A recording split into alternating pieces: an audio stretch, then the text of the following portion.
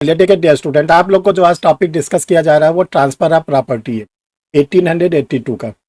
जो transfer of property act 1882 का ये सिविल लॉ है, और सिविल लॉ में भी जो है ये सब्सटेंटिव लॉ है। जैसा आप लोग को मालूम होगा कि जो लॉ होता है उसको दो पार्ट में क्लासिफाइड किया जाता है। एक होता है सब्सटेंटिव लॉ, मौलिक विधि या सारवान विधि, और दूसरी जो होती है वो होती है प्रोसीजर लॉ, प्रक्रियात्मक विधि। तो ये जो हम लोग लॉ पढ़ रहे हैं ट्रांसफर ऑफ प्रॉपर्टी एक्ट, ये सब्सटेंटिव लॉ है। अब क्वेश्चन उठता है कि सब्सटेंटिव लॉ का प्रोसीजर लॉ क्या है। इस सब्सटेंटिव लॉ का प्रोसीजर लॉ है CPC, the code of civil procedure, जिसको हम लोग कहते हैं सिविल प्रक्रिया संहिता 1908। जो भी ट्रांसफर ऑफ प्रॉपर्टी एक्ट के अगर कोई डिस्प्यूट होते हैं, कोई विवाद होते हैं, तो जो विक्टिम होगा, पीड़ित होगा, वो सीपीसी में ले जाएगा सिविल सूट, और वो सूट चलेगा प्लेंटिफ वर्सेस डिफेंडेंट का। देखिए, जब तक ब्रिटिशर्स हमारे यहाँ नहीं आए थे तब तक हम लोग के पास ट्रांसफर ऑफ प्रॉपर्टी एक्ट का कोई अपना कोडिफाइड लॉ नहीं था। जो हम लोग जो छोटे छोटे गाँव में, कस्बे में, जिलों में, प्रांतों में रहते थे, सबका अलग अलग अपना अपना प्रॉपर्टी के ट्रांसफर करने का नियम होता, जो राज्य रजवाड़ों के द्वारा शासित होता। पहली बार ब्रिटिशर्स ने हम लोगों के लिए 1882 में 1882 ईस्वी में पहली बार हम लोगों के लिए कोडिफाइड लॉ बनाया गया, ट्रांसफर ऑफ प्रॉपर्टी एक्ट, जिसको हम लोग कहते हैं संपत्ति अंतरण अधिनियम। ये जो ट्रांसफर ऑफ प्रॉपर्टी एक्ट बना हम लोगों के लिए, पहली बार बनाया गया, ये 1 जुलाई 1882 को पूरे ब्रिटिश इंडिया में लागू कर, पूरे ब्रिटिश इंडिया में। और ये जो बनाया गया, इसमें 137 सेक्शन रखी गई और 8 इसमें चैप्टर रखे। ये इसका उस समय इन्होंने क्लासिफिकेशन किया। और देखिए, जो ट्रांसफर ऑफ प्रॉपर्टी एक्ट है, जो पूरा हम लोग का 8 चैप्टर में बटा हुआ है और 137 सेक्शन में दिया गया है, ये 2 पार्ट में है। 2 पार्ट में इसको बनाया गया है। पहला पार्ट बताता है principle of transfer of property, संपत्ति को अंतरण करने के लिए किन किन सिद्धांतों का पालन करना है। तो इसका सेकेंड पार्ट है, वो ये बताता है types of transfer of property, kinds of transfer of property, संपत्ति को अंतरित करने का तरीका। तो पहले हम लोग पढ़ते हैं, उन सिद्धांतों का पालन करते हैं। अगर उन सिद्धांतों को हम नहीं मानेंगे, जिसको हम लोग डॉक्ट्रिन कहते हैं, तो हमारा जो ट्रांसफर है वो वाइड हो जाएगा या इलीगल हो जाएगा। तो ये ध्यान रखिएगा, पहला पार्ट हम लोग का इस रूप में है, और जो सेकंड पार्ट हम लोग का है वो हम लोग का जो होता है वो काइंड्स के फॉर्म में बताता है। जो ट्रांसफर ऑफ प्रॉपर्टी एक्ट है, ये ब्रिटिशर्स ने हम लोगों के पहले बना रखा था सोमालिया रिपब्लिक के लिए। सोमालिया गणतंत्र के लिए उन्होंने बना रखा था। उसी सोमालिया रिपब्लिक वाले जो ट्रांसफर ऑफ प्रॉपर्टी एक्ट का प्रोविजन था, उसी को ब्रिटिश इंडिया के लिए लागू कर दिया। तो ये ध्यान रखिएगा, ये कभी मत बताइएगा कि ये ब्रिटेन से लिया गया है। ब्रिटिशर्स ने बनाया जरूर है, लेकिन उन्होंने जो ये प्रोविजन रखा, वो प्रोविजन रखा कहाँ के अनुसार? सोमालिया के। क्योंकि जैसे हमारे यहाँ क्या है, इंडिया में यहाँ पर फ्री होल्ड जमीन होती है, जो जोतदारों की होती है, टेन्योर होल्डर की होती है, लीज लैंड होता है, स्टेट लैंड होता है, वही स्थिति वहाँ पर सोमालिया में।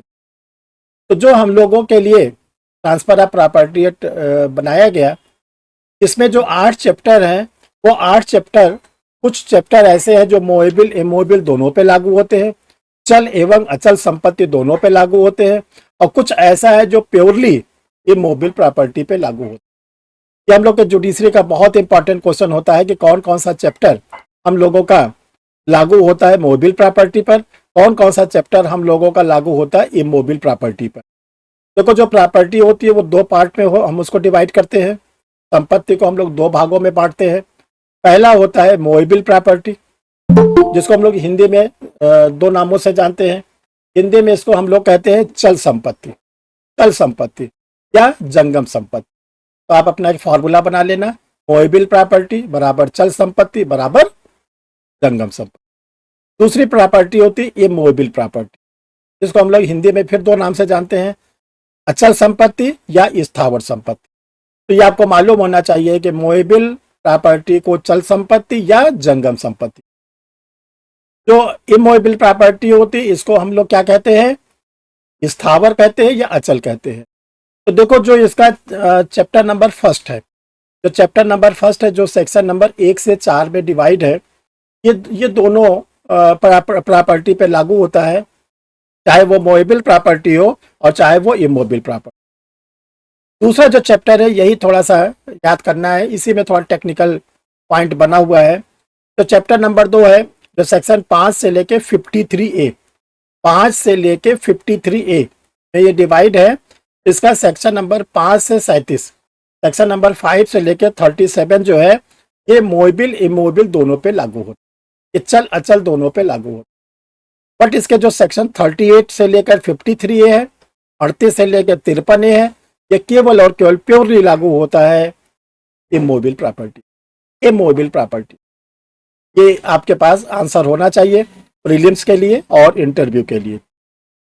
चैप्टर नंबर 3 जो सेल होता है, जिसको हम लोग विक्रय कहते हैं, ये प्योरली 100% लागू होता है immovable property. Chapter number 4 mortgage, बंधक, जो सेक्शन 58 से 104 है, ये भी क्या होता है, प्योरली इमूवेबल प्रॉपर्टी पे लागू होता है। चैप्टर नंबर 5 जिसको हम लोग लीज कहते हैं, पट्टा कहते हैं, ये भी प्योरली लागू होता है इमूवेबल प्रॉपर्टी पर। चैप्टर नंबर 6 मोस्ट इंपॉर्टेंट, ये ध्यान रखिएगा, ये मूवेबल इमूवेबल दोनों पे लागू होता है एक्सचेंज, विनिमय। चैप्टर नंबर 7 इसको हम लोग कहते हैं गिफ्ट, दान, ये भी दोनों के दोनों पे लागू होता है, चाहे इमूवेबल प्रॉपर्टी हो चाहे इमूवेबल प्रॉपर्टी। चैप्टर नंबर 7 कहता है कि जो एक्शनेबल क्लेम होता है इसका क्या ट्रांसफर किया जा सकता है, तो एक्शनेबल क्लेम का ट्रांसफर किया जा सकता है। ये हमारा पूरा का पूरा डिवीजन है जो हम लोग के ट्रांसफर ऑफ प्रॉपर्टी एक्ट में हम लोग इसको क्या करते हैं, पढ़ते हैं। तो देखिए जो ट्रांसफर ऑफ प्रॉपर्टी एक्ट होता है, इसमें जो प्रिंसिपल है उस पर हम पहले फोकस करते हैं, फिर हम इसके काइंड्स पर फोकस करते हैं। तो प्रिंसिपल पे क्या क्या कहा गया है, पहला तो ये जो ट्रांसफर ऑफ प्रॉपर्टी एक्ट है ये कंप्लीट लॉ नहीं है, कंप्लीट लॉ नहीं है प्रॉपर्टी के ट्रांसफर, प्रॉपर्टी के ट्रांसफर करने का ये एब्सोल्यूट कोई लॉ डेवलप नहीं करता है, बल्कि लिमिटेड प्रोविजन दिया गया है। इसका रीजन क्या है कि जो प्रॉपर्टी के ट्रांसफर करने के इसमें तरीके बताए गए हैं वो क्या, लिविंग टू लिविंग, जीवित से जीवित, यानी देने वाला भी जीवित हो लेने वाला भी जीवित हो, तभी ये टीपीए लागू होता है। लेकिन अगर हम इसके उस प्रोविजन को देखें इसमें हम लोग पढ़ते हैं विल, वसीयत, इसमें ट्रांसफर ऑफ प्रॉपर्टी एक्ट लागू नहीं होता। हम सक्सेशन पढ़ते हैं, उत्तराधिकार पढ़ते हैं, उस पर भी ट्रांसफर ऑफ प्रॉपर्टी एक्ट लागू नहीं होता। हम लोग फैमिली सेटलमेंट को जो पढ़ते हैं, पारिवारिक बंदोबस्त, उस पर भी ट्रांसफर ऑफ प्रॉपर्टी एक्ट लागू नहीं।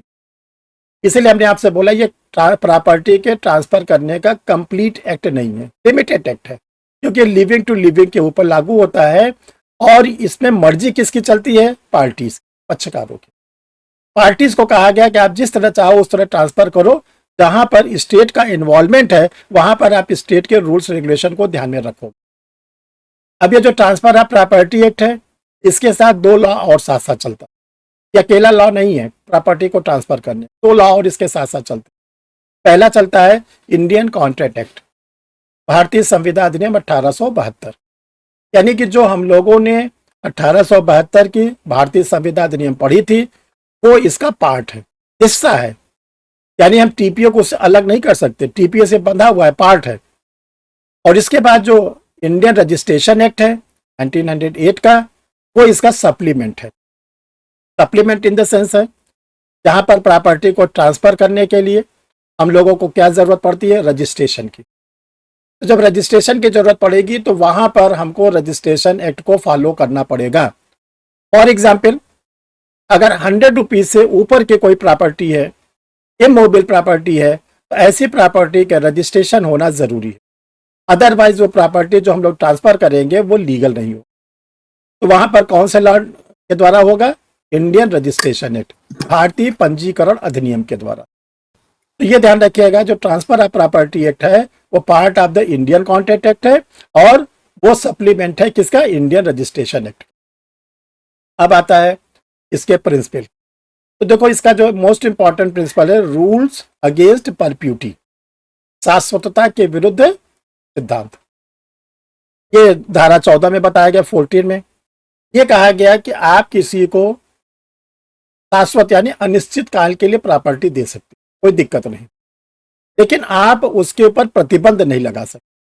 प्रतिबंध इन द सेंस कि आप अपने जिसको आप प्रॉपर्टी दे रहे हो ये प्रतिबंध नहीं लगा सकते कि आप जीवन भर इस प्रॉपर्टी को किसी दूसरे को ट्रांसफर नहीं कर सकते, ये प्रतिबंध नहीं लगा सकते आप। ठीक, तो रूल्स अगेंस्ट परप्यूटी कहता है कि आप किसी को प्रॉपर्टी ट्रांसफर करो लेकिन ऐसा रिस्ट्रिक्शंस आप नहीं लगाओ, ऐसा रिस्ट्रिक्शंस आप नहीं लगाओ। दूसरा जो इसका प्रिंसिपल है अनबॉर्न चाइल्ड। देखो जो हम लोग प्रॉपर्टी ट्रांसफर करते हैं वो मेजर को दे सकते हैं, माइनर को दे सकते हैं, अनसाउंड माइंड को दे सकते हैं, साउंड माइंड को दे सकते हैं, सभी को दे सकते हैं। क्वेश्चन ये उठता है कि जो न्यूली बॉर्न बेबी होता है, नवजात शिशु, क्या उसको दे सकते हैं? उसको भी दे सकते हैं। ठीक, अब आता है अनबॉर्न चाइल्ड। अनबॉर्न चाइल्ड अजात शिशु या अजन्मा शिशु उसको कहते हैं जो माँ के पेट में आया ही नहीं है, अभी वो बच्चा माँ के पेट में आया ही नहीं। तो क्वेश्चन ये उठता है क्या हम उसको प्रॉपर्टी ट्रांसफर कर सकते हैं? तो देखो इसका जो जनरल रूल्स है नो, नो नहीं, लेकिन इसका जो एक्सेप्शन है वो ये कहता है कि अगर उस अजन्मे बच्चे के लिए, अनबॉर्न चाइल्ड के लिए हम कोई ट्रस्ट का फॉर्मेशन कर दें, ट्रस्ट का फॉर्मेशन कर दें, न्यास बना दें और वो प्रॉपर्टी न्यास को दे दे कि जब ये ऐसा कोई बच्चा एग्जिस्टेंस में आएगा तो आप उसको देना, नहीं आएगा तो ट्रस्ट में वो प्रॉपर्टी पड़ी रहेगी। तो केवल एक एक्सेप्शनल कंडीशन में हम अनबॉर्न चाइल्ड को दे सकते हैं जिसको हम लोग कहते हैं ट्रस्ट के फॉर्म में, अदरवाइज हम लोग उस प्रॉपर्टी को नहीं दे सकते। ये बात कही गई सेक्शन नंबर 13 सेक्शन नंबर 20। अब आता है कि जो प्रॉपर्टी पे इंटरेस्ट होता है, हित होता है, स्वत्व होता है, उसका कैसे ट्रांसफर हो। इसके लिए 3 चीजें बताई गई हैं। पहला है वेस्टेड इंटरेस्ट, निहित हित। दूसरा बताएगा कॉन्टीजेंट इंटरेस्ट, समाश्रित हित। और तीसरा बताया गया कंडीशनल ट्रांसफर, सशर्त अंतरण। देखिए जो निहित हित है, वेस्टेड इंटरेस्ट है, सेक्शन नंबर 19 में, 19 में है। जो समाश्रित हित है, कॉन्टीजेंट इंटरेस्ट है, वो सेक्शन नंबर 21 में है। जो कंडीशनल ट्रांसफर है वो सेक्शन नंबर 25 में। तो देखो जो निहित हित होता है वो एक ऐसा इंटरेस्ट होता है जो प्रकृति के सामान्य अनुक्रम में होता ही होता है। निहित हित एक ऐसा हित होता है जो प्रकृति के सामान्य अनुक्रम में होता है। तब अगर आप किसी को कोई प्रॉपर्टी ट्रांसफर करते हैं तो वो वैलिड बना। जैसे फॉर एग्जांपल कोई ए नामक 25 वर्ष का व्यक्ति है और बी उसे कहता है कि जब तुम 26 के हो जाओगे तो मैं तुम्हें अपना प्रयागराज वाला मकान दे दूंगा। तो देखो प्रकृति के अनुक्रम में जो 25 का होता है वो अगले साल 26 का होता है। तो जब 25 साल से 26 साल 1 वर्ष की अवधि तक वो जो प्रयागराज वाला मकान बिका है वो ए में निहित रहेगा, केवल निहित रहेगा, वेस्टेज रहेगा। ए उसको ना तो उसको यूज कर सकता है, ना यूटिलाइज कर सकता है, ना ट्रांसफर कर सकता है, कुछ नहीं कर सकता।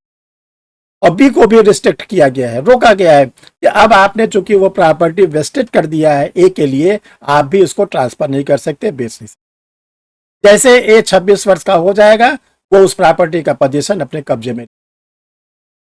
दूसरा होता है कॉन्टीजेंट इंटरेस्ट, जिसको हम लोग कहते हैं समाश्रित हित। देखो कॉन्टीजेंट इंटरेस्ट, समाश्रित हित उस हित को कहते हैं जो पॉसिबिलिटीज पर होता है, हो भी सकता है, नहीं भी हो सकता, 50-50। इसको हम लोग इंडियन कॉन्ट्रैक्ट एक्ट के सेक्शन नंबर 31 में पढ़ते हैं, समाश्रित संविदा, कॉन्टीजेंट कॉन्ट्रैक्ट। अगर वो प्रकृति के सामान्य अनुक्रम में हो गया वैलिड, नहीं हुआ तो wide.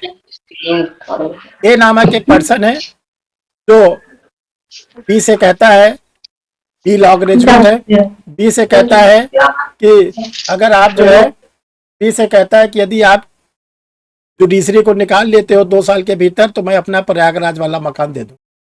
B law graduate, judiciary में जाना पॉसिबिलिटीज है, इम्पॉसिबिलिटीज नहीं है, संभावना है।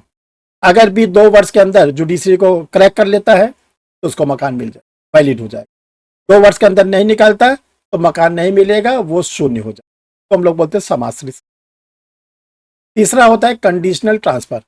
ट्रांसफर तो हम कर रहे हैं, कंडीशन के साथ कर रहे हैं, और कंडीशन ऐसी है जो प्रकृति के सामान्य अनुक्रम में पूरा ही नहीं होता। क्या ऐसा होता है जो लॉ द्वारा प्रोहिबिटेड होता है, निषिद्ध होता है। इसलिए जो कंडीशनल ट्रांसफर होता है वो हर समय शून्य होता है। जैसे ए बी से कहता है कि तुम 10 मिनट में 20 किलोमीटर पैदल चल के दिखाओ तो मैं तुमको 5,000 रुपया इनाम। 10 मिनट में 20 किलोमीटर पैदल चल के दिखा। तो प्रकृति के समानुक्रम में कोई भी मानव 10 मिनट में 20 किलोमीटर पैदल नहीं चल। शून्य। ए बी से कहता है कि तुम सी का हत्या कर दो, मैं तुम्हें 50,000 रुपए। ये जो कंडीशन है ये वाइड है, और चूंकि ये प्रोहिबिटेड बाय लॉ है, इसलिए इसको हम लोग बोलेंगे ऑफेंस। ये क्या होगा? अपराध होगा। तो जो सशर्त अंतरण होता है वो किसी भी स्थिति में वैलिड नहीं हो सकता। या तो वो वाइड होगा और या तो इलीगल, और इलीगल होगा तो वाइड ऑटोमेटिक हो जाए। इसके बाद हम लोगों ने पढ़ा था doctrine of election, section 35, ostensible owner, section 41। हम लोगों ने जो ये दो प्रिंसिपल को पढ़ा था, इसमें हम लोगों ने डॉक्ट्रिन ऑफ इलेक्शन में पढ़ा था 3 लोग होने चाहिए, एक ओनर, एक ट्रांसफरर, एक ट्रांसफरी। 3 लोग होने चाहिए, एक होना चाहिए स्वामी, एक होना चाहिए अंतरणकर्ता, और तीसरा होना चाहिए अंतरिती। जो अंतरण करता है वो बिना स्वामी की अनुमति के, बिना ओनर के परमिशन के, ओनर की प्रॉपर्टी को ट्रांसफरी को देने के लिए कहता है, और ट्रांसफरी उसको टाइम टू टाइम समय समय पर पैसे देता रहता है। और जो ट्रांसफरर है वो पैसा का कुछ परसेंटेज अपने पास रख के ओनर को देता रहता है।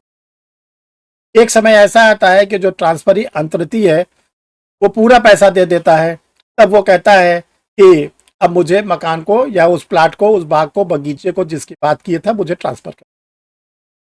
तब ऐसे कंडीशन में जो ट्रांसफरर है उसको ये बोला गया कि आप ओनर से डॉक्ट्रिन ऑफ इलेक्शन का, ओनर को पूरी बात बताओ, और ओनर के पास 2 ऑप्शन है। 2 ऑप्शन को ही बोलते हैं इलेक्शन करना।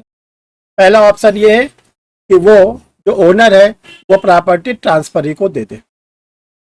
दूसरा ये ओनर इनकार कर दे, नहीं मुझे, मैं प्रॉपर्टी को जो बेचूंगा, क्यों दूंगा। तो ऐसे कंडीशन में ध्यान रखिएगा, ओनर ने जो पैसा समय समय पर पाया है ट्रांसफरर से, वो उसको वापस करना। इसी को आप लोग को बताया गया था transfer of doctrine of election, निर्वाचन का सिद्धांत, जिसको हम लोगों ने सेक्शन नंबर 35 में पढ़ा। 41 ऑस्टेंसिबल ओनर, दृश्यमान स्वामी। देखिए यहाँ पर क्या होता है, यहाँ पर भी 3 लोग होते हैं, एक रियल ओनर होता है, एक ऑस्टेंसिबल ओनर होता है, और तीसरा होता है ट्रांसफरी, अंतरिती। अगर रियल ओनर ने ऑस्टेंसिबल को एथराइज कर रखा है, अधिकृत कर रखा है, प्रॉपर्टी की देखभाल करना, प्रॉपर्टी का ट्रांसफर करना, प्रॉपर्टी का डिस्पोजल करना, सब करने के लिए जो पावर ऑफ अटॉर्नी के थ्रू मुख्तारनामा। तब ऑस्टेंसिबल ओनर अगर उसकी प्रॉपर्टी को किसी को ट्रांसफर करता है तो वो वैलिड होगा। लेकिन अगर रियल ओनर ने उसको केवल ऑस्टेंसिबल को केवल केयर टेकर के रूप में रखा है, केवल केयर टेकर, जिसको कहते हैं देखभाल करना। तो ऐसे कंडीशन में अगर ऑस्टेंसिबल ओनर उसकी प्रॉपर्टी को, रियल ओनर की प्रॉपर्टी को क्या करता है, ट्रांसफर करता है, तो वो हो जाएगा क्या? वाइड, शून्य। वो हो जाएगा वाइड, शून्य। ये होता है ऑस्टेंसिबल ओनर का। फिर आप लोगों को सेक्शन 52 में बताया गया था, 52 में, डॉक्ट्रिन ऑफ लेस पेंडेंस, लंबित वाद का सिद्धांत। देखो, लंबित वाद का सिद्धांत ये कहता है कि अगर कोई ज्वाइंट प्रॉपर्टी है, संयुक्त संपत्ति है, और उसका डिवीजन नहीं हुआ, पार्टीशन नहीं हुआ है, और पार्टीशन सूट सिविल कोर्ट में चल रहा है, और इसी बीच में जो वो ओनर है, सहस्वामी है, यानी 4 लोग हैं, 3 लोग हैं, उसमें से किसी एक को पैसे की बहुत ज्यादा जरूरत, और उसके पास वो ज्वाइंट प्रॉपर्टी के अलावा कोई दूसरी प्रॉपर्टी नहीं है, तो वो कोई ऐसे ट्रांसफरी को तैयार करता है जिसको बताता है कि देखो मेरे पास एक ज्वाइंट प्रॉपर्टी है, उसका डिवीजन का सूट सिविल कोर्ट में चल रहा है, अगर तुम एग्री हो तो ये तुम मकान ले सकते हो, और अगर मेरे फेवर में डिक्री हो जाएगी तब मैं तुमको स्वामित्व मिल जाएगा, और नहीं होगा तो नहीं मिलेगा। तो अगर कोई ट्रांसफरी रेडी हो जाता है, तैयार हो जाता है, तो उसको प्रॉपर्टी ट्रांसफर की जा सकती है ड्यूरिंग पेंडेंसी ऑफ द। इसको आप लोग को बताया गया था डॉक्ट्रिन ऑफ लेस पेंडेंस, लंबित वाद का सिद्धांत। फिर इसके बाद 53 में फ्रेडुलेंट तो ट्रांसफर, ये कौन सा सेक्शन है लंबित पाठ का सिद्धांत? 52। फिर फ्रेडुलेंट ट्रांसफर 53। फ्रेडुलेंट ट्रांसफर क्या होता है? जो फ्रेडुलेंट ट्रांसफर होता है उसमें लगता तो है कि जो ट्रांसफरर है वो फ्रॉड कर रहा है, लेकिन एक्चुअल में लॉ के पॉइंट ऑफ व्यू से वो फ्रॉड नहीं करता। तो लॉ के पॉइंट ऑफ से जो फ्रेडुलेंट ट्रांसफर होता है वो वैलिड होता है, लेकिन इक्विटी के बेसिस पर, साम्या के आधार पर वो जो होता है वाइड होता है। फॉर एग्जाम्पल, ए ने अपनी कोई प्रॉपर्टी बी को मार्गेज कर दी 1 साल के लिए 50,000 रुपये, ठीक। और अभी 1 साल बीता नहीं है, तभी ए को लगता है कि इस प्रॉपर्टी को मैं बेच दूं और बेच के जो पैसा मिलेगा वो मैं बी को 50,000 दे दूंगा, बाकी मैं अपना ले। यहाँ पर ए का कोई मैलाफाइड इंटेंशन नहीं है और वो अपनी प्रॉपर्टी को 1 लाख रुपए में बेचता है और उसमें से 50,000 रुपया वो मार्गेजी को दे देता है, बंधकदार को दे देता है कि आप अपना पैसा लो विद इन 1 ईयर, और शेष 50,000 रुपया वो अपने पास रख ले। तो लॉ कहता है, कानून कहता है ये गलत नहीं है, क्योंकि वो मार्गेजी को जो है 1 साल के भीतर ही पैसे दे दे रहा। लेकिन इक्विटी कहती है कि जब आपने मार्गेज कर दिया था तो कैसे आपने फिर ट्रांसफर कर दी। लॉ के पॉइंट ऑफ व्यू से वो जो है गलत नहीं है। फिर आप लोग को लास्ट में बताया गया था part performance, doctrine of part performance, भागिक पालन का सिद्धांत 53A। जो 53A है ये जोड़ा गया था पहली बार 1929 में, जो हम लोग का 1882 का 1882 का जो हम लोगों का ट्रांसफर ऑफ प्रॉपर्टी है उसमें ये प्रोविजन नहीं था। ये प्रोविजन आया कहाँ से? ये प्रोविजन आया हम लोगों के पास 1929 में अमेंडमेंट के द्वारा। इसमें यह कहा गया कि अगर ट्रांसफरर और ट्रांसफरी के बीच में कोई इमोबिल प्रॉपर्टी को लेकर कोई एग्रीमेंट हो जाता है और जितने भी फॉर्मेलिटीज है वो सब पूरी हो जाए, सबका मतलब 99%। पहला इंस्ट्रूमेंट दिया गया, इंस्ट्रूमेंट में सारे एग्रीमेंट के टर्म्स एंड कंडीशन को टाइप करा दिया गया, दोनों पार्टीज ने उस पर सिग्नेचर कर दिए, 2 इंडिपेंडेंट विटनेसेस ने उसको अटेस्ट कर दिया, जो कंसीडरेशन था, ट्रांसफर था, कैश, वो भी ट्रांसफर हो चुका। केवल एक प्रोसेस नहीं हुआ था, रजिस्ट्रेशन। इसी बीच में जो ट्रांसफरर है वो पागल हो गया, इसी बीच में ट्रांसफरर मर गया, इसी बीच में ट्रांसफरर इनकैपेबल हो गया। तो डॉक्ट्रिन ऑफ पार्ट परफॉर्मेंस कहता है जो एक भाग नहीं पालन किया गया था रजिस्ट्रेशन का, वो जो ट्रांसफरर है अंतरण करता है, जो भी उसके सक्सेसर होंगे, लीगल रिप्रेजेंटेटिव होंगे, उनको करना पड़ेगा। यानी जो उसका बेटा, बेटी, पत्नी, जो भाई, जो भी होगा, उसको वो प्रॉपर्टी ट्रांसफरी को ही देना पड़ेगा, किसी अन्य को नहीं देगा। ये आप लोग को बताया गया डॉक्ट्रिन ऑफ पार्ट परफॉर्मेंस। तो डॉक्ट्रिन ऑफ पार्ट परफॉर्मेंस जो 53A है ये लीगल होता है और इसमें प्रॉपर्टी को इस तरह ट्रांसफर करना पड़ता है, ट्रांसफरर के जो लीगल रिप्रेजेंटेटिव या जो भी उसके लीगल हेयर्स है उनको वो प्रॉपर्टी देनी पड़ेगी। अब 58 से लेकर आगे हम लोग जो पढ़ते हैं वो पढ़ते हैं काइंड्स ऑफ प्रॉपर्टी के ट्रांसफर। प्रॉपर्टी कैसे ट्रांसफर होगी, इसके देखो 5 तरीके हम लोग को ट्रांसफर ऑफ प्रॉपर्टी एक्ट में बताए गए। वो तरीके क्या क्या है, एक एक का नाम हमको सीखना है और इसके साथ साथ उस पार्टीज के नाम क्या होंगे, उन पक्षकारों के नाम क्या होंगे, इसको हमको सीखना। तो देखो जो प्रॉपर्टी के ट्रांसफर होते हैं, पहला होता है विक्रय, सेल करना, जो सेक्शन नंबर 54 से 57 में दिया गया, 54 से 57। इसमें 2 पार्टीज होंगे जो ट्रांसफर और ट्रांसफरी के नाम से जाने जाएंगे। इसमें जो ट्रांसफरर होगा उसको हम लोग बोलेंगे सेलर, विक्रेता। जो ट्रांसफरी अंतर्ती होगा उसको हम लोग बोलेंगे बायर, क्रेता। तो यहाँ पे 3 चीज हमको याद रखना है, ट्रांसफर याद रखेंगे, ट्रांसफरर का नाम याद रखेंगे, ट्रांसफरी का नाम, अंतरण, अंतरणकर्ता और अंतरिती। तो विक्रय में जो नाम होगा वो होगा विक्रेता, क्रेता, सेलर, बायर। दूसरा होता है मार्गेज, मार्गेज में भी 2 नाम, मार्गेजर, मार्गेजी, बंधककर्ता, बंधकदार। तीसरा होता है पट्टा, लीज, इसमें भी 2 नाम, लेजर, पट्टाकर्ता, लेजी, पट्टेदार। तीसरा, चौथा विक्रय, विनिमय, एक्सचेंज, एक्सचेंज में क्या होता है, कोई स्पेसिफिक नेम नहीं होता। ट्रांसफरर के और ट्रांसफरी के कोई भी स्पेसिफिक नेम नहीं होते, ये मोस्ट इंपॉर्टेंट है। और लास्ट में 5th नंबर पर है गिफ्ट, दान। दान में 2 नाम।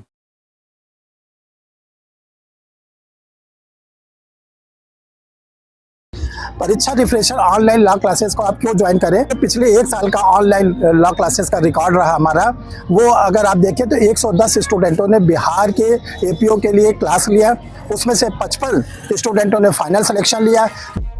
सर आई एम ग्लैड कि मुझे तब पता चला, राइट टाइम पे पता चला। उसके बाद से आपने बहुत अच्छा गाइड किया, मेंस में भी, इंटरव्यू में भी, स्टेप बाय स्टेप सर, तो वो बहुत ज्यादा हेल्पफुल था सर। और ये 32वीं न्यायिक सभा भी सर के ही मार्गदर्शन में दिया, और इससे पहले हम बिहार एपीओ में सिलेक्शन हो चुका था पिछले ही साल अंतिम रूप से, और अच्छे रैंक से मेरा सिलेक्शन हुआ था, और उसके लिए भी सर से ही मैंने पूरी कोचिंग ली थी।